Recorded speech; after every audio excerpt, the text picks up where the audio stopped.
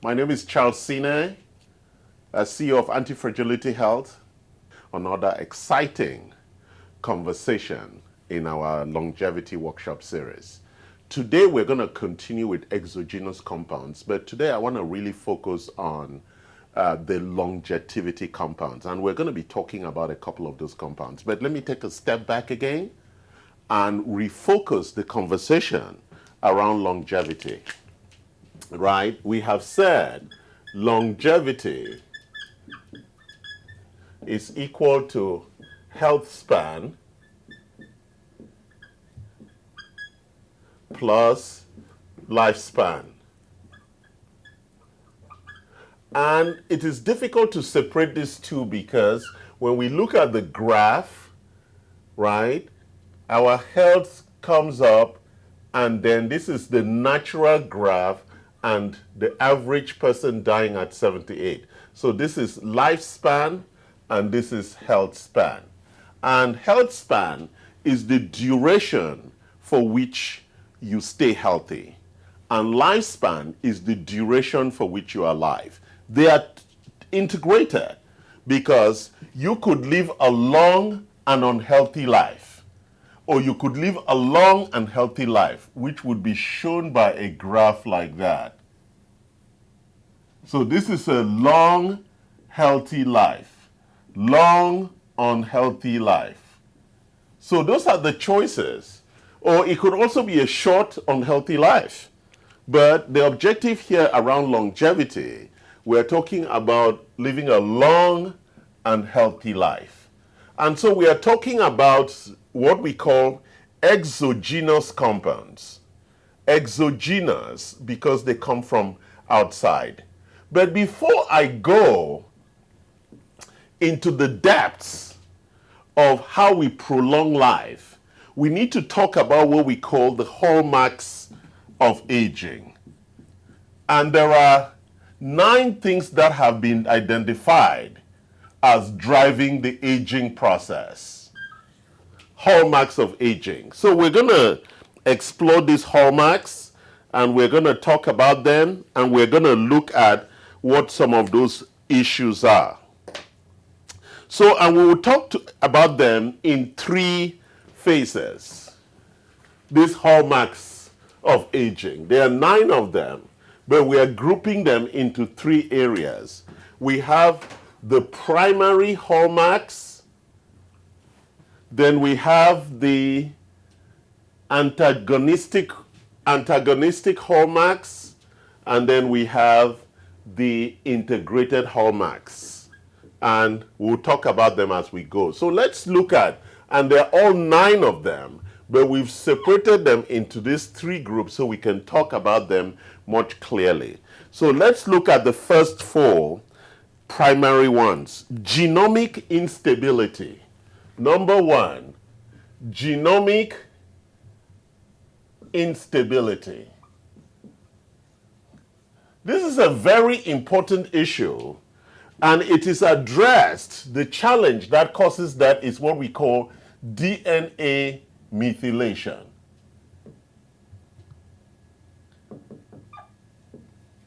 And it is really what they call the misfolding of proteins, the misshapening of proteins. There are lots of things that drive DNA methylation. So the whole process of methylation, and we have solutions for that to reduce. There are lots of compounds to reduce DNA methylation. And they're methylated CpG, methylated B12 that reduce. And what's methylation? It is this free radical CH3 plus that causes a lot of that damage. It damages the DNA, and therefore the DNA cannot replicate correctly, and therefore it's producing wrong copies of itself, which is really at the critical source of illness. The second one is telomere.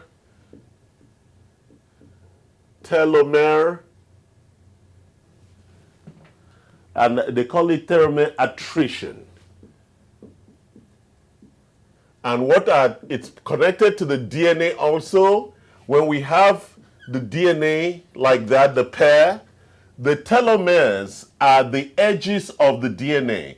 And when they are copied, over time, because of also that methylation, there's an attrition. We lose information. The loss of information is the outcome with telomere attrition.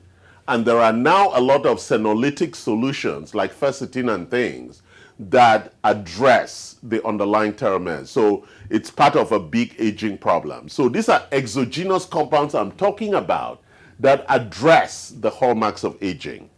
The next one is epigenetic alterations. Epigenetic alterations.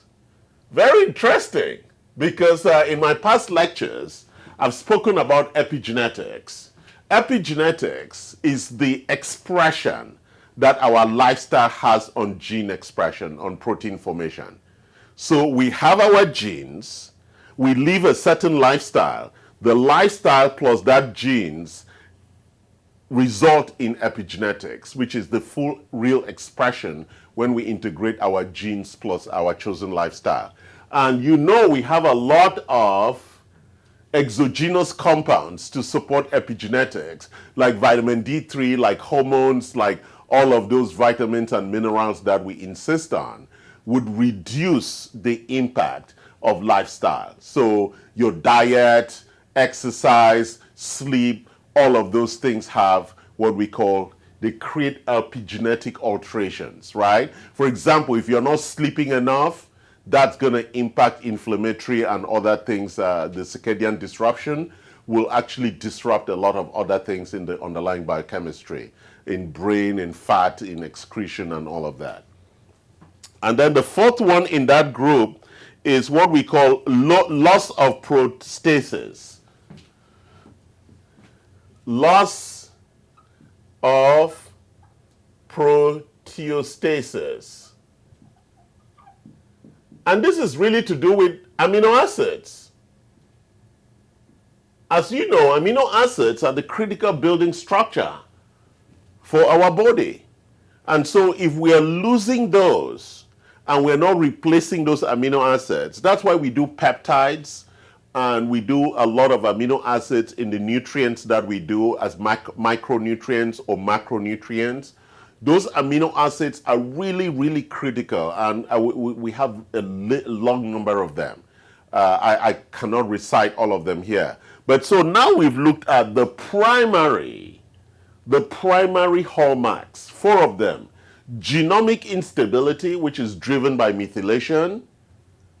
Telomere attrition, which is also driven by methylation. Epigenetic alterations, which is driven by lifestyle. And then loss of protesis, which is the stable architecture of our proteins, which is really a depletion of the amino acids in our architecture. So let's look at, so what would say, when we say primary, these are the causes of damage. Because without this damage, aging does not occur. So let's look at the antagonistic hallmarks, which is what we will call the response. This is what happens to the body, response to damage. These are the antagonistic hallmarks. And there are 3 of them. We have deregulated nutrient sensing. Deregulated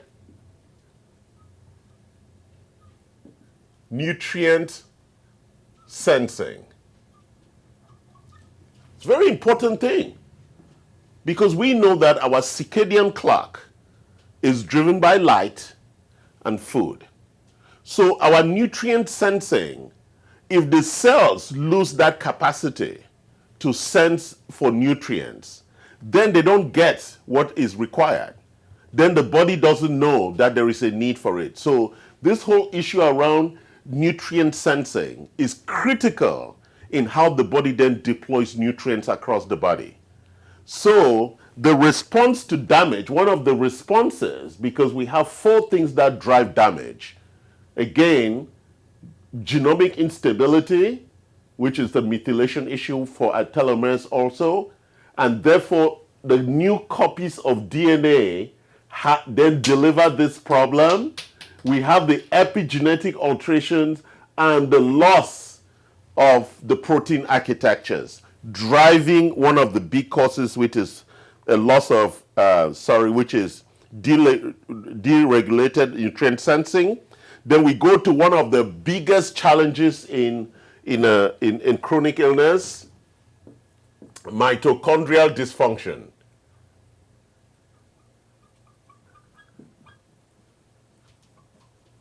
As we know, this is the energy source for the whole body, for the cell. And so the minute we have mitochondrial issues, we know that the power supply in the body is then challenged. And that's why most illnesses start with fatigue.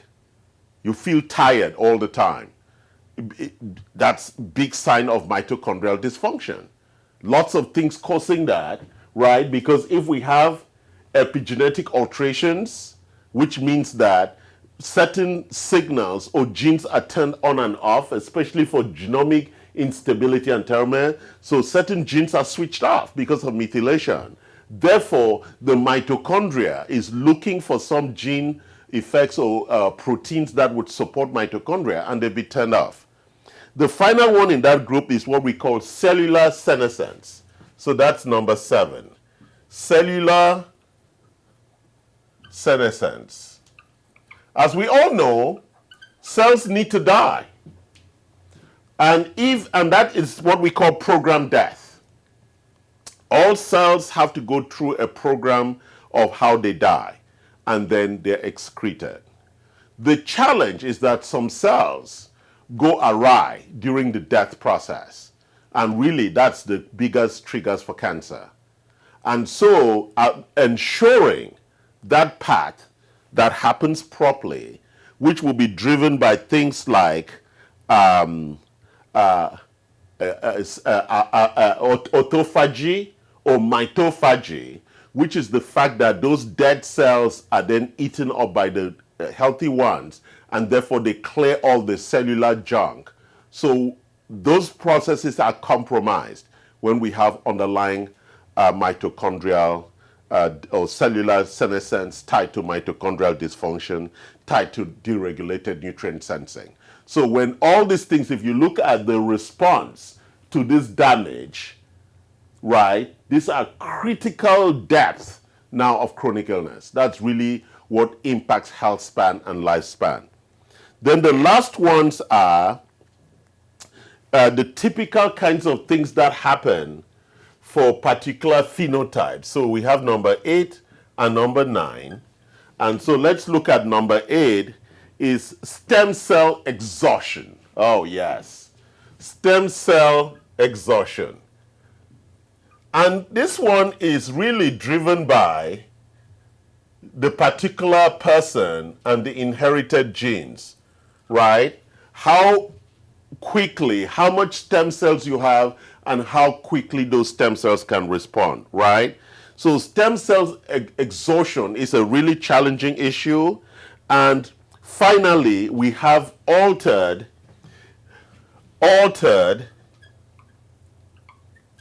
intercellular communications. That means the cells cannot talk to each other. So when we look at these 9 hallmarks of aging, we begin to say, what are the compounds that we then have that are what are the exogenous compounds that we have that are gonna support this?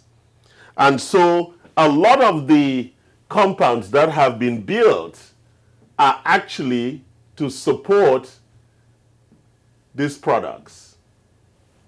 I mean, to address these underlying issues that actually would impact lifespan and health span.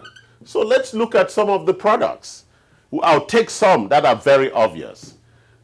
This is why we do stem cells. IV therapies for stem cells to replenish our stem cells if they're exhausted. Stem cells are critical for repair and regeneration. Very critical requirement. Intercellular communications. We know already that electrolytes, right, like magnesium, potassium, sodium, calcium, all of these minerals are critical for the ionic exchange that supports intercellular communication. So if you're depleted of electrolytes, then it's difficult for us to restore the altered intercellular communications. Cellular senescence. We want to encourage mitophagy and autophagy. And what is our solution for that? It's actually a lifestyle solution. It's fasting, intermittent fasting, or increase of oxygen. We do oxygen hyperbaric oxygen therapy that helps push those cells that are dying, but also increases the cells, the normal biology of mitophagy and autophagy. So let's look at mitochondrial dysfunction.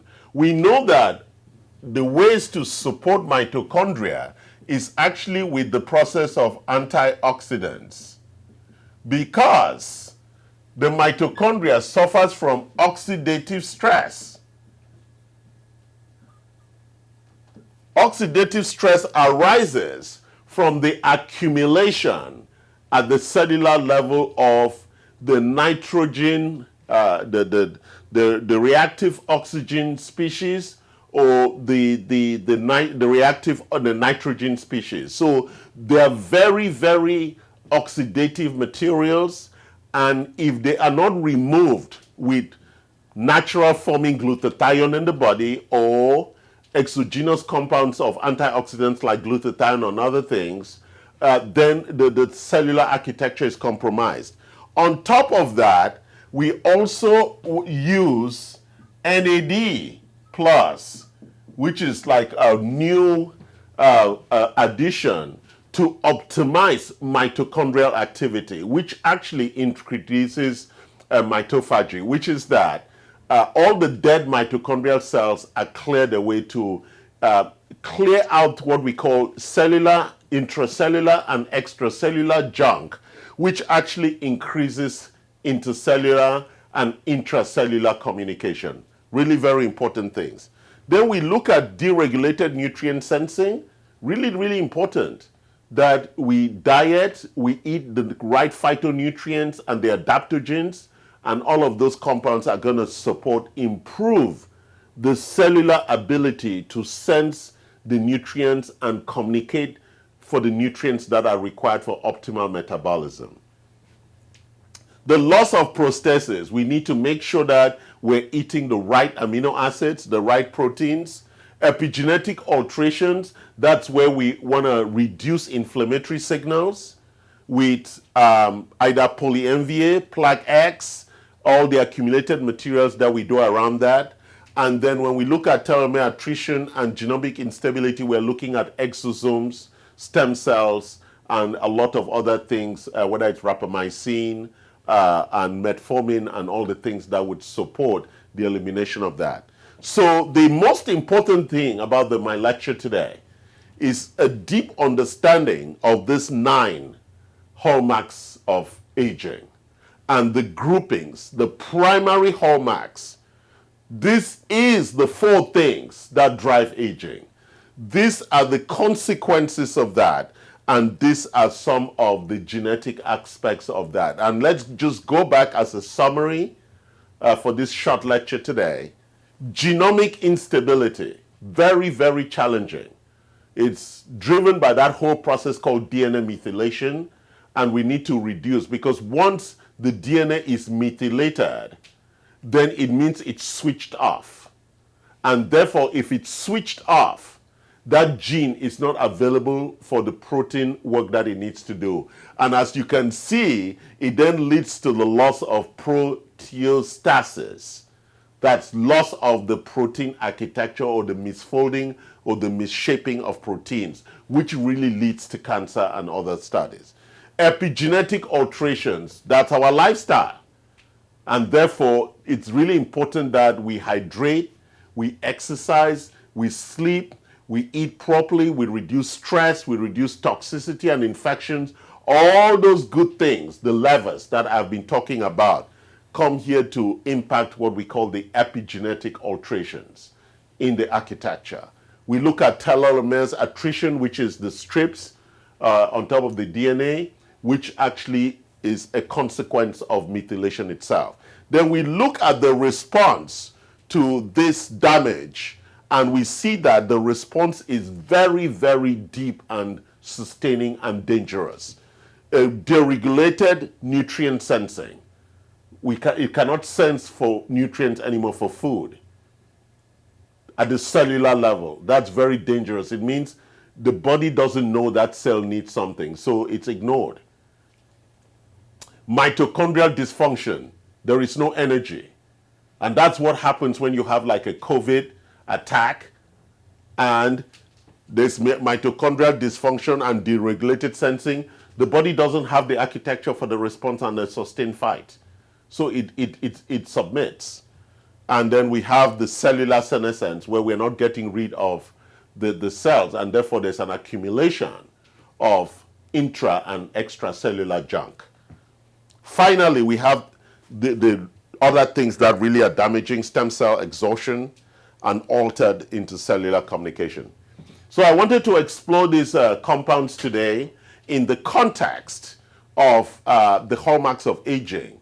So we begin to understand how this all comes together and why some of these extra compounds are needed on top of vitamins and minerals that are critical, or what we call micronutrients, for us to achieve lifespan and health span. Thank you, love you, thank you for joining us again today.